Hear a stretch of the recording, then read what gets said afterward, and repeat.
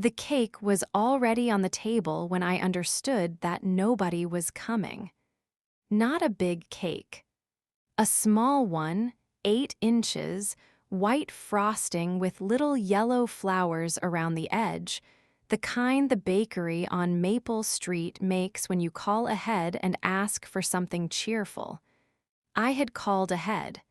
I had asked for something cheerful. The woman on the phone had said, of course, hun, in the way people in small Ohio towns still say things like that. And I had driven over and picked it up myself that morning and driven home and set it on the dining room table next to the good plates, the ones I only bring out for company, and I had waited. I waited from noon until 3. At 3:15, I called my son Marcus. It rang 4 times and went to voicemail. I sat at that dining room table in Dayton, Ohio, on the afternoon of my 68th birthday, in a house I had owned for 31 years, next to a cake I had bought for myself, looking at good plates I had set for a dinner that was not going to happen, and I listened to my own son's voicemail greeting, that confident voice I had spent 68 years on this earth learning and loving and worrying about, saying, "Hey, you've reached Marcus, leave me one," and I did not leave one. I hung up. I sat there, and then I did the thing I had been doing for the last several years when life handed me something I was not ready to process standing up. I reached into the kitchen drawer, found the candles I had bought to put on the cake, put exactly one on the top of the frosting, and lit it with the long lighter I use for the gas stove. I watched it burn. I did not sing. I made a wish I am not going to tell you. And then I blew it out, cut myself a slice, ate it alone at my dining room table, and made a decision that would change the remaining years of my life completely. Stay with me. Because this story is not about bitterness. It is about the very specific moment when a woman finally stops waiting for other people to celebrate her life and decides to do it herself. And what happens after that decision is something I could not have predicted, not in 30 years of motherhood, not in 6 years of widowhood, not in a single one of the 68 years that had delivered me to that table, that candle, that cake. If this is your first time on this channel, welcome. Subscribe right now and hit that notification bell. We are here every week with stories exactly like this one, and you do not want to miss what is coming. And drop your name and your city in the comments below, because I want to know who is sitting with me tonight. My name is Dorothy. Dot to the people who knew me before I became someone's mother, someone's wife, someone's widow, someone's responsibility. Before I became the woman who waited. I grew up in Cincinnati, the second of 4 children, in a house where nobody had extra and everybody made do. My mother was the kind of woman who could stretch a pot of soup 3 days and still make it taste like it was made fresh that morning. And my father worked at a machine parts plant for 38 years and came home with his hands dirty and his pride intact. I learned from watching both of them that you worked, you showed up, you kept your word, and you loved the people in your life out loud, not in the sentimental way of greeting cards, but in the actual, daily, inconvenient way of being present when they needed you. I married Robert when I was 26. He was a high school history teacher from Dayton who wore the same 3 sweaters on rotation and had opinions about everything and was the most genuinely decent person I have ever personally known. We moved to Dayton, bought a house on Clearwater Drive, and built a life out of the ordinary materials available to ordinary people. 2 incomes, careful savings, a vegetable garden in the back that Robert tended like it was his third child, and the actual children. Marcus, born when I was 28, and Patris, born 2 years later. I taught 3rd grade for 34 years. 34 years of other people's children, of learning disabilities diagnosed and accommodated, of parent-teacher nights and spelling bees, and the specific heartbreak of a child who falls through the cracks, and the specific joy of the one who suddenly, one Tuesday in February, understands fractions. I gave those years with everything I had. I also gave those years with everything I had to Marcus and Patris. Every science fair project. Every school play. Every broken heart that appeared at my kitchen table at 10 o'clock on a school night needing hot chocolate and somebody to listen. Every college application essay that I read 3 times without being asked and suggested edits they rejected and then used anyway. I was there. That was what I was. I was there. Robert died 6 years ago, February, a heart attack that took him in his sleep.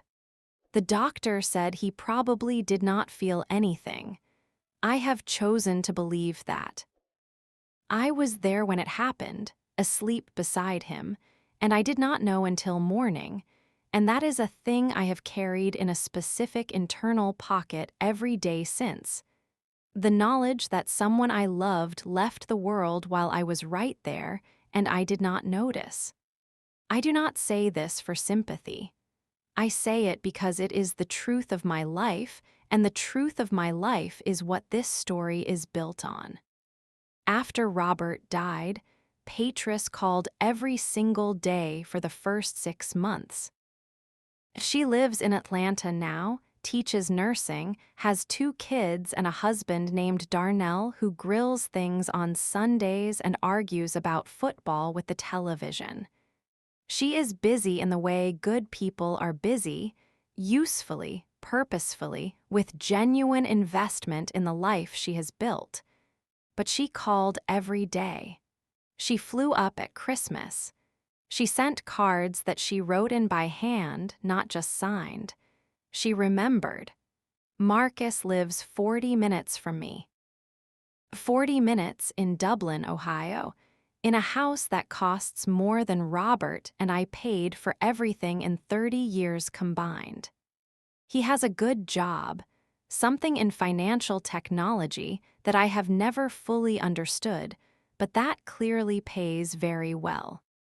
He has a wife named Christy, who is pleasant in the blank way of people who have decided the safest social strategy is to offer nothing specific. He has twin boys who are 8 years old and who I see perhaps 4 times a year. He drives a car I could not name the brand of and wears clothes I could not guess the price of and calls me, on average, twice a month for conversations that last about 7 minutes and that end with "Okay, Mom, I gotta run." He forgot my birthday the year I turned 65.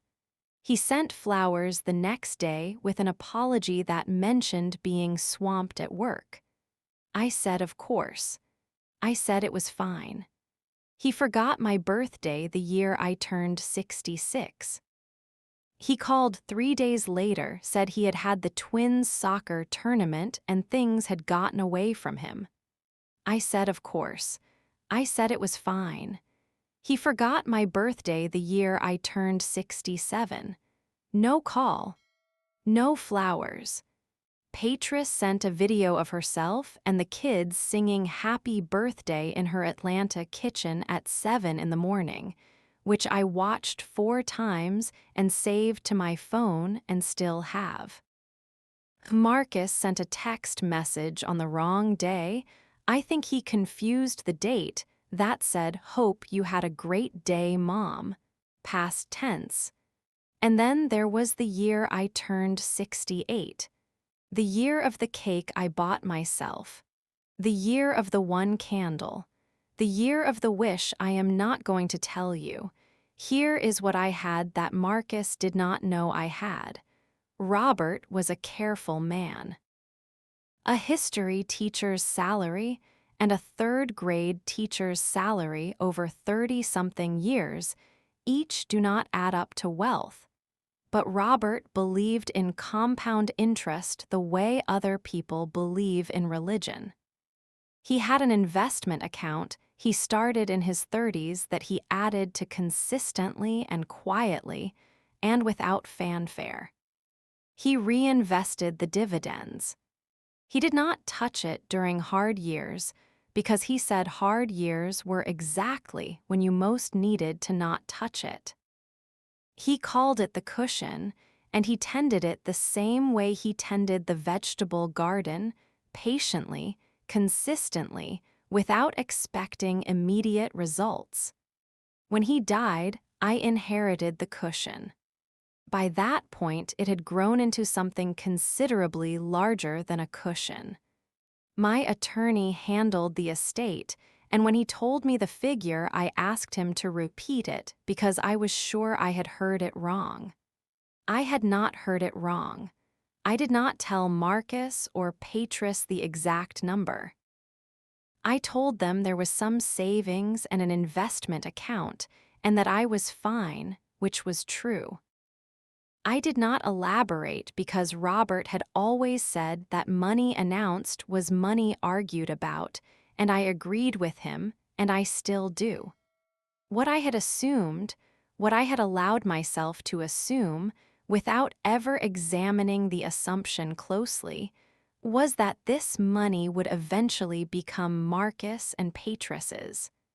Not because I owed it to them, because that is what you do. You save and you sacrifice and you go without things and you make do, and eventually you pass what remains to the people you made. That was the plan I had operated under without ever consciously choosing it.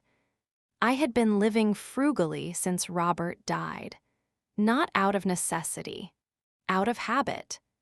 Out of the ingrained reflex of a woman raised by parents who stretched soup 3 days. I was buying clearance clothes and clipping grocery coupons and keeping the heat at 68 in winter and saying, "No thank you, I'm fine," to things I actually wanted. And for what? For an inheritance I was going to leave to a man who could not remember my birthday and called me twice a month for 7 minutes.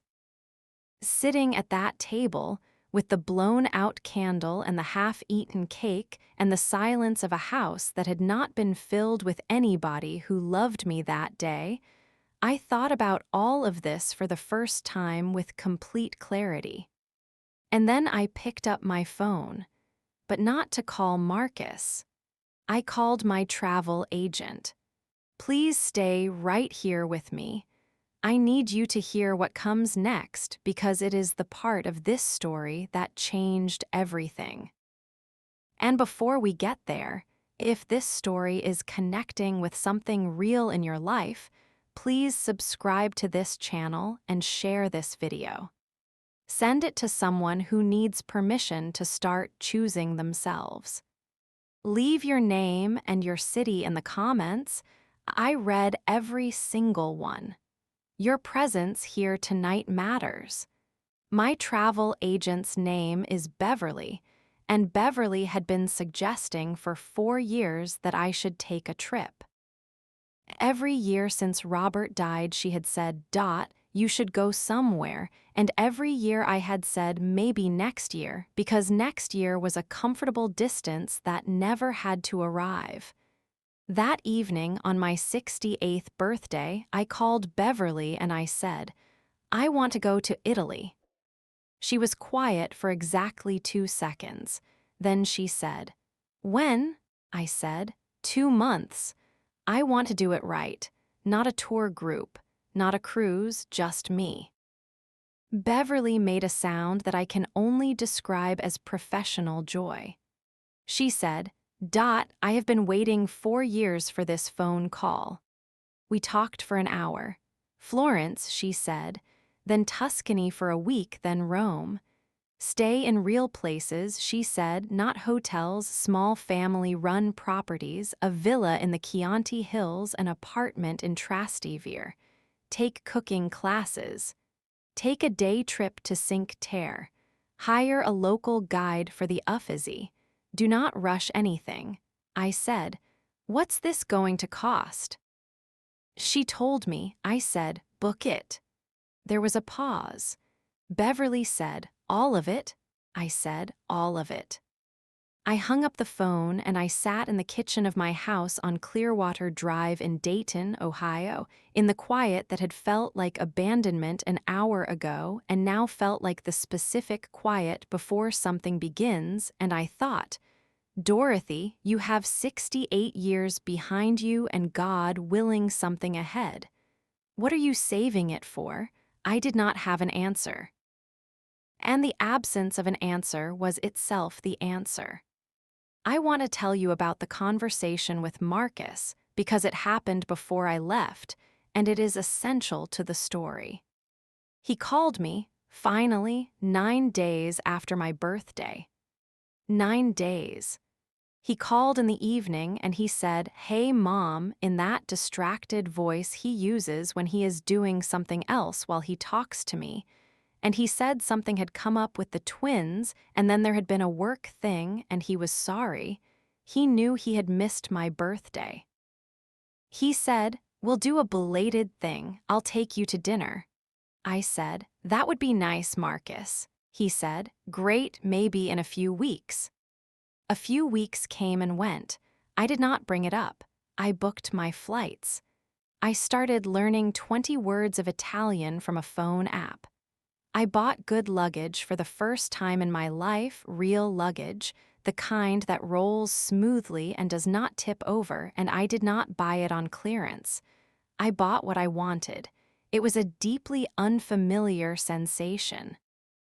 About 3 weeks before I was scheduled to leave, I called Marcus and told him I was going to Italy. There was a silence. He said, "Italy?" I said, "Florence first, then Tuscany, then Rome, 3 weeks." He said, "Mom, wow, that's a lot. Are you okay?" I said, "I'm wonderful. I just wanted you to know I'd be out of the country." He said, "Who are you going with?" I said, "Myself." Another silence, longer this time. Then, "Mom, traveling alone I just want to make sure you're being smart about this. What's this costing?" And here is where I want you to pay very close attention, because what I said next was the truest thing I had said out loud in several years. I said, "Marcus, that is not your concern." He said, "I just meant," I said, "I know what you meant. I am 68 years old. I am in good health. I have the means to do this, and I have decided to do it. I called to let you know I would be away, not to ask permission." He said, "I didn't say permission, Mom. I said, 'I know, sweetheart. I'll send you a postcard from Florence.'" And I hung up. I sat with the phone in my hand for a moment. My heart was going a little fast, the way it does when you say something true after a long time of saying things that weren't quite true. And then I went back to my Italian app and learned the words for "Where is the best restaurant near here?" and "I would like the window table, please." I landed in Florence on a Tuesday morning in October, when the light was doing that particular Italian thing with the old stone buildings. That gold and amber wash that makes everything look like it has been here forever and is glad of it. My driver, arranged by Beverly, held a small sign with my name. We drove through streets that did not make sense to my American spatial logic, and arrived at a small hotel in the Oltrarno neighborhood that smelled like old wood and espresso, and something floral I could not name. My room had shuttered windows that opened onto a narrow street. I opened them my first morning and leaned on the sill, and a man on a bicycle rode past and looked up and said something in Italian that I did not understand and laughed. And I laughed too, because what else do you do? I want to tell you about Italy the way it actually was, not the way it looks in photographs. It was harder than I expected in the best possible way. The language was a daily obstacle course that I navigated with my 20-phone app words and a great deal of pointing, and the goodwill of people who were, almost without exception, more patient than I deserved. The walking was more than I had done in years, and by day 3 my feet were telling me things I chose to ignore. The food was so good that on 2 separate occasions I sat alone at a restaurant table and felt something very close to what I can only call reverence for the tomatoes, for the olive oil, for the pasta that was nothing like any pasta I had eaten in 68 years in America. I ate alone every meal, and I did not find it lonely. I found it the opposite of lonely. I found it clarifying, the way only doing something entirely for yourself can be clarifying. Every decision about where to sit, what to order, how long to linger over the second glass of wine was mine and only mine. There was nobody to negotiate with, nobody to accommodate. Nobody whose preference I had to weigh against my own. On my 5th evening in Florence, I sat at a small table outside a trattoria near the Ponte Vecchio and ordered the ribollita and a glass of Chianti, and watched the light go pink over the river, and I thought, Robert would have loved this. And then I thought, Robert would have wanted me to love it too. That is the kind of man he was. I cried a little. Not in the way I used to cry after he died, the frightened, unmoored crying of someone who does not know who they are without the person they have built around. In a gentler way. In the way you cry when you miss someone and you are also, despite missing them, genuinely and unmistakably alive. Subscribe to this channel right now if you have not already. Hit that bell. And please share this video. Send it to every woman you know who has been saying, maybe next year, about something she deserves. Send it to your mother. Send it to yourself. And drop your name and your city in the comments. This community is made of real women sitting with real feelings, and I want to know where you are watching from tonight. The week in Tuscany was at a small villa in the Chianti Hills, a property run by a family, a grandmother named Giovanna, her daughter Marta, and Marta's husband Paolo, who had been growing wine and olive oil on that land for 3 generations. I was one of 5 guests. The other 4 were a couple from Australia on their anniversary and 2 women from New York, retired teachers, traveling together, who turned out to be the most purely enjoyable company I had been in since Robert died. Their names were Harriet and June. Harriet had taught high school English for 31 years. June had taught elementary music. They had been friends since graduate school and had been planning this trip for 2 years. And they were the kind of women who laugh easily and ask real questions and refill your wine glass without being asked. We spent 3 evenings on the terrace with Giovanna's wine and the Tuscan hills going dark around us. talking in the way that only women of a certain age and a certain accumulated experience can talk, without performance, without competition, with the specific freedom of people who have already earned everything they are. Harriet said something on the second evening that I have turned over in my mind many times since. She said, "There is a particular cruelty in being a good mother, and it is that you do it so well that the children never see the cost. They think you just were. They think you just showed up. They do not understand that showing up was a choice you made every day, sometimes at significant personal expense." June nodded. I did not say anything. I held my wine and watched the last of the Tuscan light leave the hills, and I thought about 34 years of third graders and 38 years of Robert's sweaters and Marcus's soccer games and Patris's spelling bees and the vegetable garden and the soup stretched 3 days and the clearance clothes and the canceled trip to Ireland that Robert and I had planned for the year he died. I thought, yes, that is exactly what happened. I just was, and nobody counted the cost. I am not angry about this. I want to be clear about that. I am not telling this story from a place of bitterness toward my son or toward the life I chose. I chose it. I would choose it again. But choosing it does not mean accepting that the remainder of my life should also be spent in service of people who do not notice. The rest belongs to me. The Rome portion of the trip was 10 days. I will not tell you all of it because some of it belongs only to me. Some mornings on the Janiculum Hill watching the city spread out below. Some afternoons in small churches that nobody else was visiting. Some long lunches in Trastevere neighborhoods that I wandered into by accident and stayed in by choice.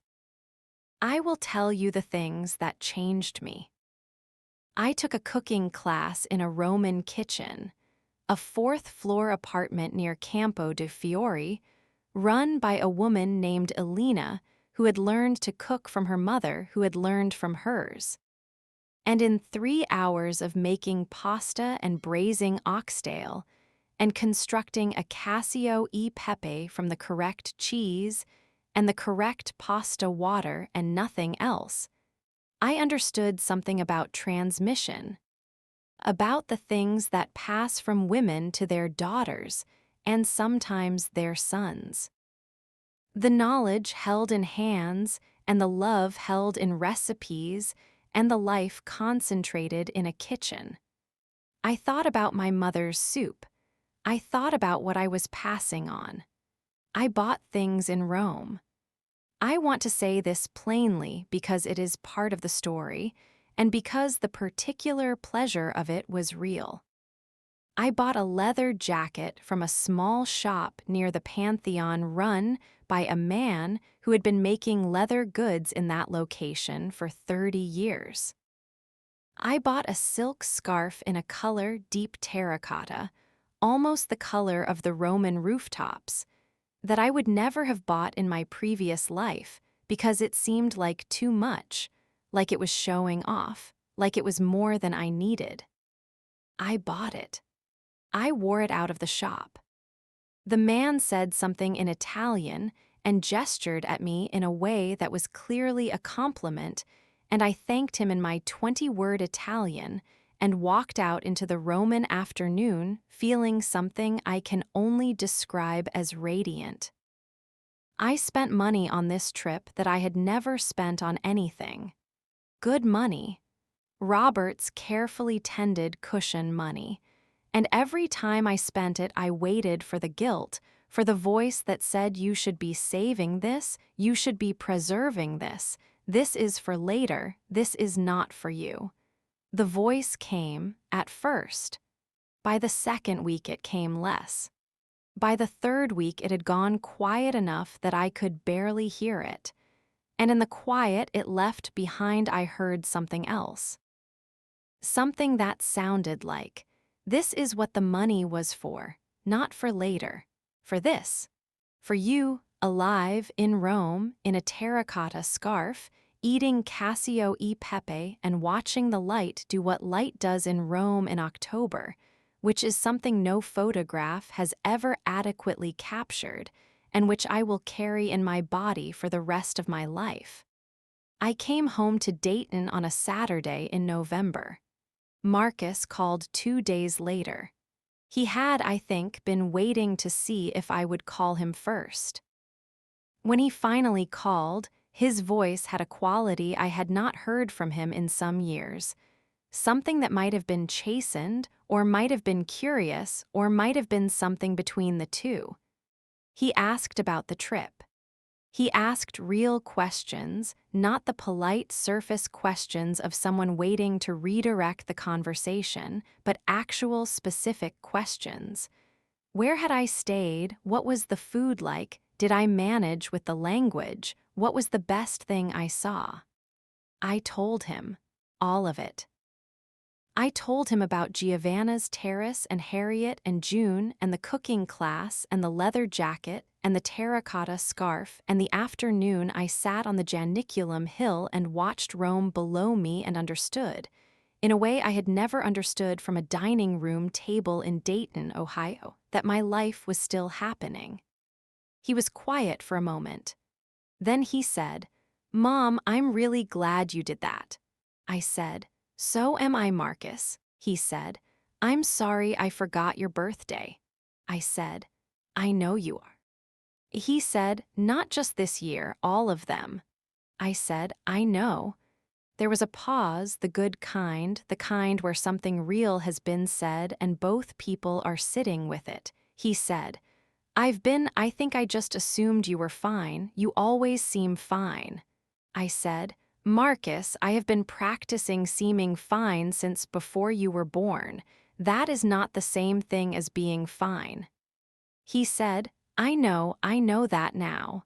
I believed him. I still believe him.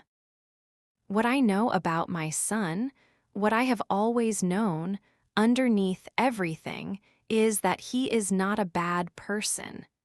He is a person who was allowed to assume, who was never required to notice because I had always been fine, had always made it fine, had always set the table and lit the candle and waited. When I stopped waiting, when I bought the luggage and called Beverly, and went to Italy on my 68th birthday money and came home radiant and changed and wearing a scarf that cost more than I would ever have previously spent on a scarf, something shifted. You cannot be noticed by someone who does not think there is anything to notice. I made myself noticeable. Not for him, for me, but the effect was the same. Here is what I want to say to you tonight, and I want to say it directly because you have sat with me through this entire story, and you deserve the full truth of what I learned. There is a story women of my generation were told about what good motherhood looked like, and what good wifehood looked like, and what good daughterhood looked like, and what the whole performance of being a good woman looked like, and the through line of all of it was self-erasure. Not cruelty. Not martyrdom. Just the quiet daily practice of putting yourself last and calling it love. And it is love. The putting others first is love. I am not arguing against love. But there is a point, and I am here to tell you that point exists. I have been to it, and I know its address, where you look around and realize that the people for whom you have been invisible have started to believe that your invisibility is your nature rather than your choice. They have forgotten that you are a whole person. Not because they are cruel, but because you showed them every single day that you were manageable, that you were fine, that you did not require anything beyond the minimum. The minimum is not enough. It was never enough. I just got very good at telling myself it was. I am 68 years old. I have 34 years of third graders who are now adults out in the world somewhere with a foundation I helped build. I have a husband's love that I will never stop carrying. I have a daughter in Atlanta who sings me happy birthday on video at 7 in the morning because she learned from somewhere that showing up matters. I have a son who is, slowly, learning that lesson now. And I have a terracotta scarf and a leather jacket and 3 weeks in Italy that belong entirely to me, purchased with money that I decided in the light of one birthday candle was nobody's inheritance but my own. The rest of my life is mine. I intend to spend it accordingly. Since Italy, I have been back twice. The second time I brought Patris. The third time I brought Harriet and June, who had become my people in the way that certain people become your people once you are old enough to know what that means and rare enough to recognize it when it arrives. I am planning a trip to Portugal for the spring. Marcus and Christy and the twins are coming to Dayton for Christmas this year, and not because I asked them, because Marcus called and said he wanted to come and asked what I wanted for the holiday, and I told him I wanted the good plates out and everyone around the table and for nobody to leave before the pie. He said, "We'll be there, Mom." I believe him. But I also know, and this is the thing I want you to carry away from tonight, that my peace is no longer contingent on whether he shows up. That is the real change, not the trips or the scarf or the money spent or the inheritance redirected. The real change is that I am no longer organized around waiting. I do not wait anymore. I book the trip. I buy the luggage. I buy what I want. I light one candle and I make my wish and I mean it. And then I blow it out and I go live. Thank you for being here with me tonight. If this story hit somewhere real, if you recognized something in it, if it gave you permission for something you have been delaying, if it made you want to call someone or book something or buy the scarf, please subscribe to this channel right now and hit that bell notification so you never miss a story. Share this video. Post it, text it, send it to the woman in your life who needs to hear it tonight. You never know what one share might unlock for someone. And please leave your name and your city in the comments. I mean it, I read every one. Tell me where you are watching from. Tell me what this story stirred up. This community is real and you being here matters. The next story coming to this channel is one I have been saving because it is almost too extraordinary to tell. A woman who gave 40 years of her career to a company was forced into retirement 6 months early, and then made one phone call that turned the whole thing upside down. You are going to want to be here for that. Subscribe. Share. Tell me your name and your city. I will see you next time, my friend. End of story. My son forgot my birthday again, so I spent his inheritance on myself. I want to go back to something I moved through too quickly earlier, because it deserves more space than I gave it. The decision I made at that dining room table on my 68th birthday was not actually made at that dining room table. It was made over the preceding 7 years, a little at a time, in the accumulated weight of small moments that I had individually dismissed as unimportant, but that were, taken together, a complete and honest picture of where I had arrived. There was the Christmas 3 years after Robert died when I drove to Dublin to spend the holiday with Marcus, Christy, and the twins. A 40-minute drive on icy roads, and arrived to find that the twins had already opened all the gifts, including the ones I had brought, and that Christy had ordered food from a restaurant rather than cooking, which was fine, I said, completely fine.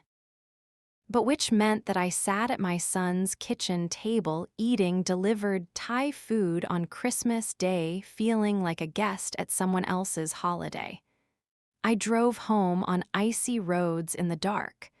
I said it was fine. There was the Mother's Day when Marcus and Christy sent a grocery store gift card. The gift card itself did not bother me. The fact that it arrived 2 days late, with no card, in a plain envelope, did bother me. I bought chicken soup ingredients with it and made soup for 3 days and told Patris on the phone it was a lovely gift.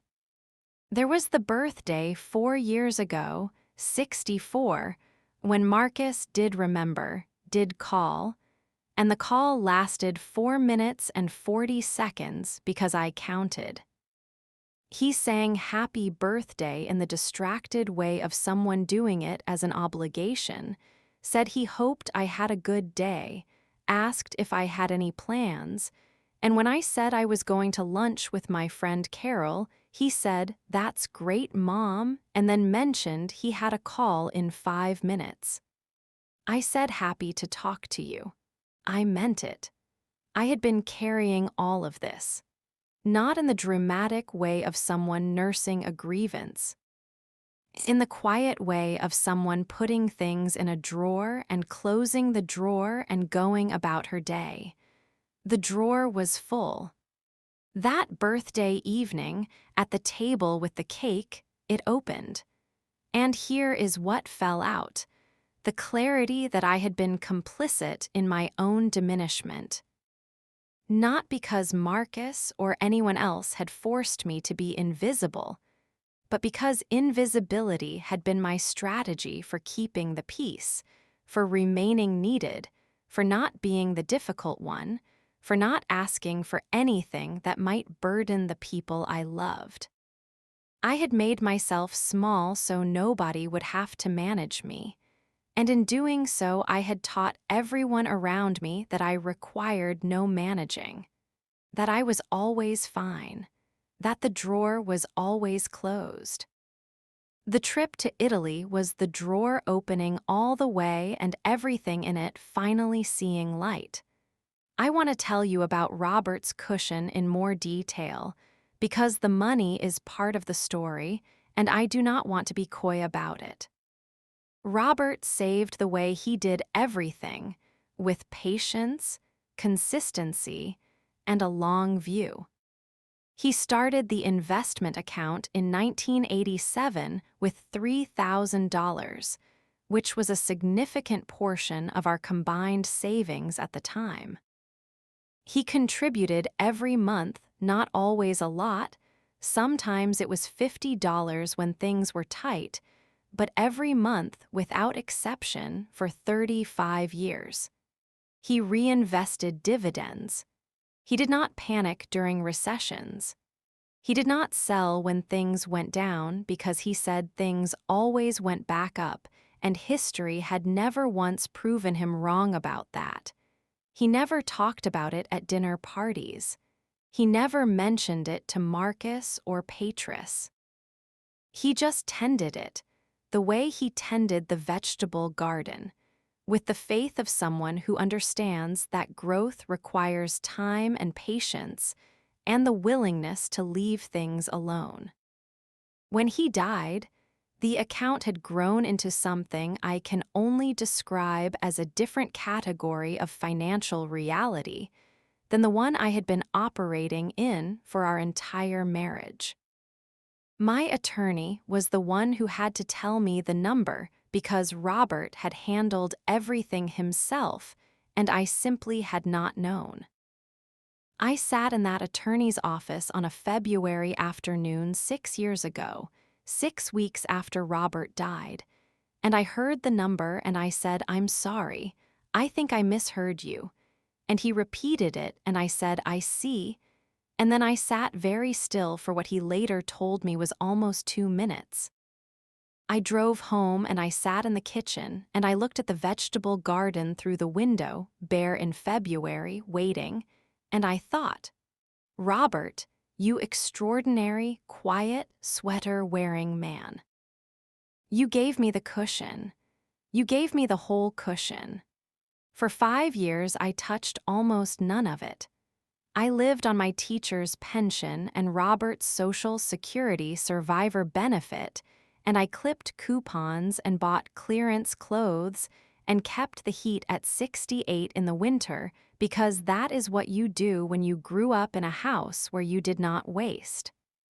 I had always lived that way, and I continued to live that way because the alternative felt dangerous somehow, presumptuous. Like I might use it up before I knew what it was for. What I did not understand then, and what 68 birthday candles and 3 weeks in Italy taught me, is that the money was not for later. Robert had not spent 35 years building a cushion so that his wife could clip coupons in a cold house until she died and leave the proceeds to a son who forgot her birthday 3 years running. He had built it the way he built everything, out of love, out of the long view, out of the faith that someday it would be needed and would be there. It was there. It was needed. I used it. I bought the Italy trip. I bought the luggage. I bought the leather jacket and the terracotta scarf. The following spring, I hired someone to redo the bathroom in my house on Clearwater Drive the way I had always wanted it, heated floor. A deep soaking tub, real tile instead of the builder's original linoleum that I had been looking at for 31 years. I took Patris to the Smoky Mountains for a long weekend and paid for everything, and would not let her argue about it. I bought myself a new car, nothing extravagant but something that did not make sounds when it turned left. I started taking a watercolor class on Tuesday evenings at the Dayton Art Institute, which I had driven past approximately 10,000 times in 31 years and never once walked into. I am not telling you this to brag. I am telling you this because every single thing on that list was something I had told myself was unnecessary, excessive, impractical, or not the right time for. Every single thing was something I had available the whole time and had chosen not to give myself. That choosing, that lifelong, habitual, reflexive choosing of less for myself, was the thing I broke when I lit that birthday candle on my 68th birthday. Not because my son forgot me. He was just the final entry in the drawer. The reason I broke it was because I finally, at 68, understood what Robert had understood for 35 years of quiet tending. The long view is not about dying with money in the account. The long view is about being alive for as much of your life as possible. And alive means present, means engaged, means the soaking tub and the watercolor class and the terracotta scarf and the ribollita in Florence and Harriet and June on a Tuscan terrace and the Roman light doing what light does in Rome in October. Alive means spending the cushion on the person it was made for. Marcus came for Thanksgiving this year. All four of them, Marcus, Christy, and the twins. He arrived first, earlier than planned, while I was still cooking, and he came into the kitchen and asked if he could help, and I handed him a task. the cranberry sauce from scratch, my mother's recipe, and he stood at my counter in Dayton, Ohio, in a kitchen he had grown up in, and made cranberry sauce from my mother's recipe while I worked beside him and we talked. Not the 7-minute phone call kind of talking. The kitchen kind of talking, where the task takes the pressure off the conversation and you say things you would not say sitting across from each other at a table. He talked about the twins, about the stress of his job, about something he and Christy had been working through that he was not specific about but that I heard clearly enough. He asked me about the watercolor class. He asked if I was going back to Italy. I said, Portugal next spring. He said, Mom, you're kind of my hero right now. I said, I know, it took me long enough. He laughed. I laughed. The cranberry sauce came out perfectly. Later, after dinner, after the twins were in the back room with the television and Christy had fallen asleep on the couch, Marcus and I sat at the kitchen table with decaf and the last of Petrus's sweet potato pie, and he said something I want to give you in full because it is the sentence that closed the loop on everything. He said, I think I always thought of you as someone who was just there. Like permanently there, like the house, I never thought about you as someone who wanted things. I said, I know, Marcus, that's my fault as much as yours. He said, No, it's not, I should have asked. I said, You should have, and I should have said, We both have some things to learn. He said, I'm trying. I said, I know you are. So am I. That is where the story actually ends, not with justice or revenge or a dramatic accounting. With decaf at the kitchen table and sweet potato pie, and two people who love each other telling the first completely honest things they have said to each other in quite a while. That is what real reversals look like. They are not parades. They are kitchen tables and late evenings, and the slow, unglamorous, necessary work of two people deciding to see each other clearly. I am 69 now. Last birthday, Marcus called first thing in the morning. He sang happy birthday on the phone, off-key, loud enough that I had to hold it away from my ear, and the twins were yelling in the background because he had apparently told them it was Grandma Dorothy's birthday and they wanted to sing too. I put him on speaker and they sang it twice and I sat at my kitchen table. No cake this year. I was saving myself for a birthday dinner with Carol that evening, and I laughed until I had to wipe my eyes. Petrus sent the video at 7 in the morning from Atlanta. Same as always, exactly the same. I watched it 4 times. I saved it to my phone. The drawer is empty now. I keep it open.